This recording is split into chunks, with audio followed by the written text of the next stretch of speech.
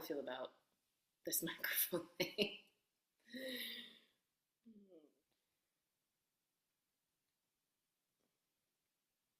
Hello, welcome back to another episode of Being You Pod. We are on YouTube today. We're on YouTube today, and not sure how we're feeling about YouTube. I put a poll in Instagram stories, and most of the people on that poll answered that no, they do not watch YouTube. They definitely don't watch podcasts on YouTube. I'm kind of in the same boat, I'm not gonna lie. I watched one podcast on YouTube. It was a solo episode from the podcast host, and I actually really enjoyed it because I really enjoyed the subject matter, and I felt like, I don't know, I just felt like it was a little more personalized. So anyway, that be that. So we're here on the YouTube, and we are just going to talk a little bit about, first of all, we're going to talk a little bit about like what the Being You Pod is all about, as my computer has an absolute attack behind me. So Being You Pod is all about bringing you the wellness, fitness, nutrition, holistic health information that you need without all of the waffling. I've found myself, I really like listening to podcasts. I don't really like listening to waffle. True crime podcasts are a bit different, but the podcasts where it's about self-development, whether it be business development or like human biochemistry or things like this, I found that episodes were like 90 minutes long, and it took me the better part of a week to listen to the whole episode in its entirety. And then by the time the episode was done, I wasn't really sure what I'd listened to or what I was getting in terms of like key takeaways. So we're trying to keep it concise. We're trying to keep it concise and just give you that information, give you those nuggets so that you can skedaddle into your life and just keep living. That's the premise behind the Being You Pod. I can't guarantee that I don't ramble. I try really hard not to. So here we go. Today's episode is all about what to do in the gym if you're not a beginner anymore. A lot of fitness articles, whether they be on the National Academy of Sports Medicine, ACE, fitness blogs, Healthline articles, you Google anything like tips for the gym or something like this, and they're always going to be tips for beginners or tips for getting started or tips for, how to structure your workout. They're all really smart tips. I will say all of them are really smart, and I think that all of them play a really important purpose. I feel like in the fitness industry, the way it is now, just with a lot of fitness exposure and fitness reporting on social media and recording content, recording videos specifically, being used to market a gym's brand or being used for a solo individual to market themselves, whether they be a personal trainer or a fitness enthusiast or a fitfluencer. It's really intimidating. The gym can feel really intimidating, especially if you're a beginner. So all that information pertains to beginners, and rightfully so. But what about those of you who aren't beginners anymore? What do you do? What do you do? So we're going to talk about that today. If you are not a beginner, hi, welcome. And this is somebody who, in my mind and based off of the clients that I've worked with, based off of my own fitness journey, this is somebody who has been dedicating their time and their effort to some sort of structured exercise routine for more than a year. I believe you're a beginner for a year, and here is why a year is what I see. Because a year encompasses the whole thought process behind actually stepping foot for the first time into a workout, whether it be a home workout or it be a workout in the gym. So that's encapsulating the desire to start a new workout routine, setting the intention behind your workout routine, figuring out where you want your workout to happen, where you're most comfortable, and actually doing the workout and developing goals and getting stronger and more confident and comfortable in basic movement patterns. That does take the better part of 12 months, and that's okay. That's a realistic time frame. That's something that you can always remember as a beginner, an intermediate, or an advanced exerciser. A realistic time frame is paramount. So as an intermediate exerciser, what does a realistic time frame mean for you? A realistic time frame could mean that instead of taking 6 weeks to increase your resistance on a certain exercise, it only takes you 4. A realistic time frame means, okay, this is the goal that I have for myself. I want to master my first body weight pull-up or push-up.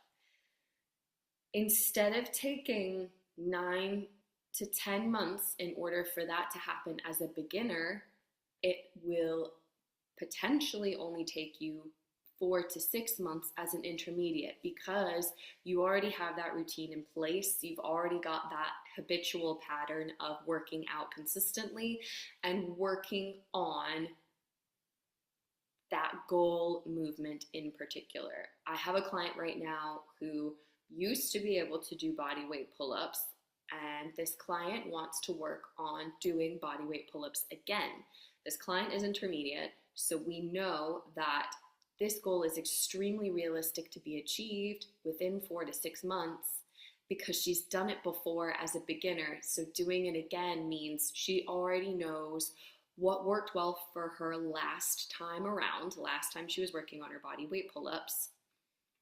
Now we just need to put those same patterns in place again, and then we can reevaluate. So be realistic with your time frame as an intermediate exerciser, but also remember your time frame might be a little bit smaller than what it was as a beginner, because you already know a few things that have worked in your favor, and that has already created motivation, it's created progress, maybe it's created some results along the way. And so you're more inclined and you're more optimistic and committed to moving the needle in the direction that you want to go, versus as a beginner, everything feels new, novel, perhaps overwhelming. Anyway, time frame. Always be realistic with your time frame. That's number one. That's a non-negotiable when you're working on your workout routine, your exercise routine as an intermediate exerciser. You have to be realistic with your time frame across the board. So by now, like I said, you've probably found workouts that feel really good for you. You found maybe a favorite move in the gym. Mine is deadlifts. I love any sort of deadlift or face pull. They're just so satisfying. But by now, you have found those movements or that singular movement that you adore. Or perhaps you have found that particular day of working out that you adore, whether it's a Monday or a Thursday or a total body day or a core and cardio day. As an intermediate exerciser, the next thing that you can do is get more specific with your goal. Again, this client that I have, she is looking at the goal of getting a body weight pull-up again. It's something that she hasn't touched in a while. She feels like she hasn't touched in a while, and so she wants to touch it again, and she wants to nail it. Get specific. Set a SMART goal, okay? You need to give yourself measurements, markers of progress, whether that be, okay, every 2 weeks I want to increase my resistance for this movement by 2 pounds or by half a kilo. You have to make sure it's attainable. If you have lower back issues, if you're I'm ready to deadlift my body weight by the end of the month, and it's the second of the month, that's not necessarily attainable. I don't believe so. Again, this is in my like area of practice with clients over the past 6 or 7 years. So just make sure your goal is attainable. Make sure it's realistic. Like, is it relevant to you? For this client wanting to do a pull-up, yes, because it's absolutely relevant. She's done it before and she wants to do it again. And set a time frame around it. That is something that as beginners, I think that setting a time frame as a beginner is really helpful, but I think as an intermediate, it's extremely beneficial, and it's one of the like key pivot points that can really supercharge your progression to that goal achievement. Make sure you're accomplishing your goal in a set time frame. So as a beginner, you probably would have the goal of, I want to have a consistent gym routine. Now, as an intermediate exerciser, you've got the goal of, okay, I want to be able to do a body weight pull-up in X amount of months. But then it's this whole like feedback loop. Okay, is 1 month actually attainable and realistic for you, or are 6 to 7 months more attainable and realistic for you? So get really specific with your goals. As intermediates, you're really comfortable with moving, and you're comfortable enough to get to the point where some workouts you just don't want to do because you're over it, or it's that time of the month for you. If you identify as female, you could be really stressed. And as a male, somebody who identifies as male, you might find that your progress really isn't showing physique-wise in the way that you thought it would. So as an intermediate, we introduce this conundrum, we'll call it a conundrum, of you will have the capacity to get bored with your routine. So we want to try and hit the refresh button, and having a specific strength goal can be really helpful in that process, because you've got something. All right, you might loathe squats, but you've set yourself a goal of increasing the resistance you use in your squat by 20% in the next 4 months. Okay, we've got a number we're going to get to, we've got a time frame that we're going to get to that number within, and that's going to help you stay consistent and help you stay motivated, particularly during those times where you just don't feel motivated for whatever reason. It happens to everybody at any level, beginner, intermediate, advanced, senior, whatever. Another thing that you can do as an intermediate exerciser is utilize a training split. So this is going to help you stimulate your muscle tissue equally from a week-to-week basis, and it's also going to help you get the most bang for your buck with the time that you have, that you can actually step foot into the gym. If you are a beginner, you might have committed to, okay, I'm going to exercise twice per week. That's amazing, right? Traditional research and research that I recommend and stand behind is that you strength train anywhere from 2 to 4 times per week, depending on your situation and obviously depending on your time. If you are in an intermediate space and you've only got 2 days per week to step into the gym, I would encourage you to use a total body approach. Stimulate all muscle tissues within your full body twice per week to reap the most benefit, particularly if you're using the gym as a tool for weight loss, for muscle maintenance, or muscle building. You need to stimulate it more than once per week. So stimulate all those muscle groups twice per week, and that's going to set you up for success. If you are someone who's got 3 to 4 days in your week to go to the gym and to strength train, you'd look at a split of upper body and lower body and conditioning.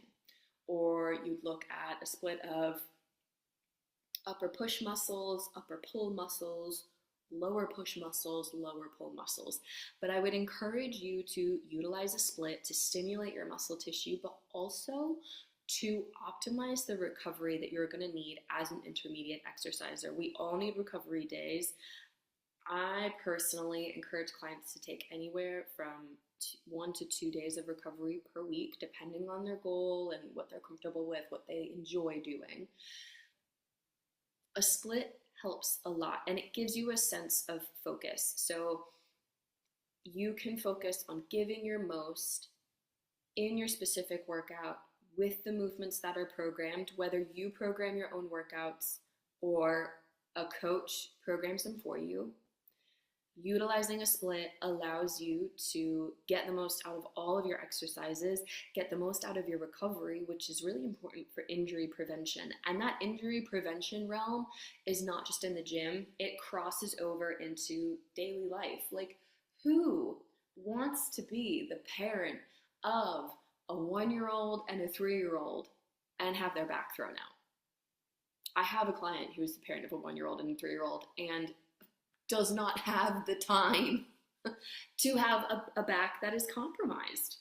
Nobody has time for that. So utilizing a training split allows you to get more specific with the movements. And say too, if we're going back to that concept of having a specific movement goal, your first body weight pull-up or your return to body weight pull-ups, utilizing a training split allows you to focus on stimulating the muscle groups that will allow that pull-up to happen at a more expedited pace than if you were just saying, okay, my goal is just to be in the gym for 4 days a week. But what are you doing for those 4 days in your week? You can set those goals. You can get specific with that training as an intermediate exerciser. Another thing that I'd suggest as an intermediate exerciser is learning or just really getting specific about what you want out of the gym. I'm going to keep using this person who wants the pull-up because it's a great example. That's specific, okay? What do you need? Like, you break that movement down. What do you need in order to make that pull-up happen? Well, you need grip strength, because if you can't hold on to a bar, you're going to fall. And then you can't pull up on anything. But also, you're going to need strength in your back. You're going to need strength in your core. Working on those muscles, but in like a really sensible fashion, is going to help that goal happen faster. And what I mean by this is focusing on not just the resistance that you're using, but focusing on time. Maybe you are working on assisted pull-ups, whether they be with an assisted pull-up machine or a long loop resistance band on a set of pull-up bars. You're going to focus on pulling yourself up really quickly and lowering yourself back down to your start position really slowly. And if you're on YouTube, you can see I'm doing a really silly demo of a pull-up on my couch. But what you're focusing on is muscle contraction and extension. You're building your muscular strength in your extension, or the eccentric portion of your movement. That you can do as an intermediate exerciser, and that's going to help you get stronger in whatever you want to get stronger in. So say if you wanted to get more resistance on your squat, whether you're doing barbell squats or Smith machine squats or goblet squats, you are slowing down. You are being slow and purposeful and controlled as you bend your knees and sit your hips behind you. And you're taking less time to push your heels into the floor to stand up. That's focusing on eccentric control and concentric power. So that's something you can do as an intermediate exerciser with anything. A bicep curl. You are going to be more powerful as you're curling those dumbbells or handles or whatever have you up to your shoulders. You are going to be slower and more controlled as you extend your arms down to their start position again. So that's something that I love utilizing with intermediate exercisers, your tempo. That's really important. Another thing is to utilize different variations of exercises. Say you could do split squats with 2 feet on the floor one day, and the next day you're doing split squats, you might put your rear foot on a bench behind you. If you are loving your bench press, maybe one day you do a traditional bench press and later on in the week you do an incline bench press. This is something that's going to help you target the same muscle groups, the main muscle groups, as well as the accessory muscle groups to help make something stronger. So say for this client who wants to work on pull-ups, we are utilizing pull-ups first of all, because that's what she wants to practice and get really strong at. But we're also going to be utilizing a lat pull down. We're going to be utilizing an inverse grip bent over row. We want to strengthen the main muscles that are working within her pull-up, but we also want to strengthen the accessory muscles that make that pull-up happen too. Because a lot of these movements that we look at, it's not just one muscle group working, it's multiple muscle groups helping make something happen. So there's a few specific things that we can really work on with intermediate exercisers. And notice how I didn't say anything like spend more time in the gym, or I didn't say hire a personal trainer, because you can do that at any point in your fitness journey. You can choose to spend more time working out if you'd like to, if that feels good for you.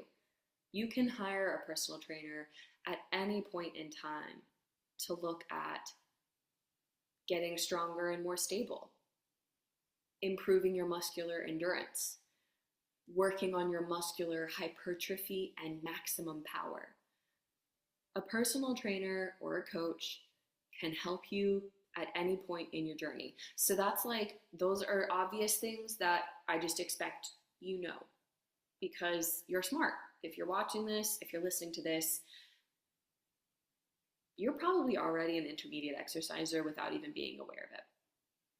But as an intermediate exerciser specifically, you want to get stronger. You want to know how to navigate strength plateaus, and you want to know how to navigate the ebbs and flows in your consistency and your motivation in the gym. And so these are the tools and habits that I work on with my intermediate clients in order to make things happen. There's one that I forgot. And that being, if you've been a beginner exerciser and you've been working with your body weight only, it's time to add some resistance. Adding resistance does not mean investing in a gym membership or an extremely expensive home gym setup. You don't have to do that. You can invest in resistance bands. They're super portable. I love resistance bands for clients who are on the go. I have a client who travels a lot to see her family abroad. She's always bringing resistance bands with her for her workouts because they're portable, they're lightweight, and she can get the muscle stimulation and control and endurance and power with working in those resistance bands. You can invest, if you're someone who loves working out at home, you can invest in a set of medium dumbbells and a set of heavy dumbbells. You can invest in a heavy kettlebell. You can invest in a cable machine. You can invest in like 1 to 2 things max. But if you are a beginner transitioning into intermediate exercise, adding resistance, increasing resistance is your number one place to start. And I wish I'd said that at the start of this whole waffle, this whole ramble, but here we are. Add resistance, first of all. Make sure you're adding resistance. If you have nailed push-ups as a beginner, first of all, kudos to you. That's amazing. If you've nailed push-ups as a beginner, how can you add resistance to them? You can be slower as you lower your body towards the floor. You can lower your body to the floor, pause before you push away from the floor again. Add resistance no matter what. That's like number one thing. And then work on your goal specificity, work on adapting a really supportive, really functional training split for you that allows you to get the goals achieved, but also do it with recovery and with injury prevention in mind. But at any point in time, if you've got questions, hire a coach. It's a good investment.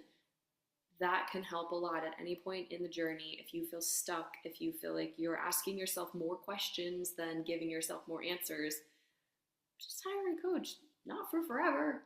Maybe 1 session in your gym, or maybe 2 to 3 months with somebody online, and just let them do all the work for you and help you break through that plateau and increase your progress. That's something that I do with the program that I created, Function Foundations. Not only am I helping you move better and feel better, but it's giving you the drive, the confidence, and the freedom to start as an intermediate exerciser specifically. This program is not catered towards starting as a beginner, but starting as an intermediate exerciser and progressing into an advanced exerciser in a really structured format that takes into account your form, your injury prevention, your posture, and just your anatomical, kinesiological confidence. So that's a program that I offer, and I'm really proud of it, which is why I'm sharing about it with you. It's 4 months. So if you wanted somebody to take the guesswork out of your routine for 4 months to help you master what you want to master, I'd highly recommend checking it out. If you're watching this video on YouTube, I will link it in the video description below. If you are listening to this podcast on Spotify, Apple Podcasts, or Substack, the link to that program will be in the show notes for you to check out. Otherwise, thank you so much for joining me for this episode today. I really like doing this, and I like getting to know what you want to hear more about. So let me know on my latest Instagram post at b.ufitnessandnutrition what you'd like to hear more of, or leave a comment on this episode in particular, and we can get to your subject matter next. If you haven't done so already, please rate and review the podcast. It helps a lot in getting this information to the masses. Like, there are more people like you in this world who want less waffle and more realistic, tangible tips, tricks, and takeaways to help you like supercharge your life.